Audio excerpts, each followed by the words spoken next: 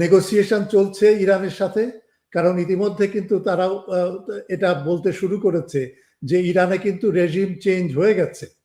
তো regime change হয়ে গেছে, আসলে এটা সত্যি। এখন আয়াতুল্লাহ হোমেইনি নেই, তারপরে লারিজানি নেই, আরো অন্যান্য নেতা যারা অনেক বেশি সমঝোতাপূর্ণ পরিবেশে আমেরিকার সাথে সম্পর্ক গড়ে তুলতে চায়, তাদেরকে সবাইকে হত্যা করা হয়েছে।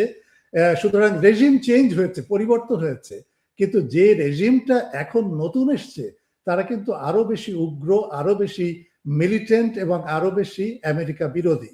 সুতরাং ডোনাল্ড ট্রাম্প যদি বলে যে হ্যাঁ পাকিস্তানের মাধ্যমে, সহযোগিতার মাধ্যমে বা মধ্যস্থতার মাধ্যমে আমরা একটা নেগোসিয়েশনে আছি, সুতরাং ঠিক আছে আমরা এখন যুদ্ধ বিরতি করি, আমরা সমস্ত কমব্যাট অপারেশন গুলো আমরা বন্ধ করি, এটা একটা হতে পারে, সে ডিক্লেয়ার করতে পারে। দ্বিতীয় হতে পারে যে সে বলতে পারে যে হ্যাঁ আমাদের সব বিজয় হয়ে গেছে, এবং এটাও কিন্তু আমরা শুনছি ডোনাল্ড ট্রাম্প বলছে, মার্কো রুবিও বলছে, আরো অনেকে বলছে যে হ্যাঁ আমাদের বিজয় হয়ে গেছে, আমরা তার নিউক্লিয়ার ক্যাপাসিটি যেটা ইরানের ছিল সেটা সম্পূর্ণ ধ্বংস করে দিয়েছি।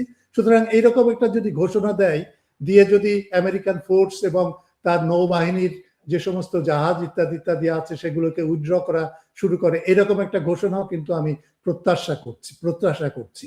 আর তৃতীয় একটা দিক ঘোষণা হতে পারে, সেটা হচ্ছে যে ম্যাসিভ আকারে বিমান হামলা এবং আকাশ অভিযান এবং গ্রাউন্ড অভিযান, এইরকম একটা সে বলতে পারে যে আমরা যে হরমুজ প্রণালীকে মুক্ত করার জন্য এবং নেভিগেশনকে মুক্ত রাখার জন্য, নৌ নেভিগেশনটাকে মুক্ত রাখার জন্য আমরা বাধ্য হচ্ছি, এরকম একটা গ্রাউন্ড অপারেশন এবং মানে ম্যাসিভ আকারে ইরানের উপরে হামলা। সুতরাং এই তিনটাই আছে। আমার যেটা মনে হচ্ছে যে এই ম্যাসিভ এয়ার অ্যাটাক এবং গ্রাউন্ড অপারেশনটাই হচ্ছে সবচেয়ে, আমি মনে করি এটাই হয়তো সে ডিক্লেয়ার করবে। সে ওই দুটো যে অপশনটা আমি দিলাম সেটা সে করবে না, তৃতীয়টাই দিবে। তার মানে হচ্ছে যুদ্ধ আরো বাড়বে, বৃদ্ধি পাবে।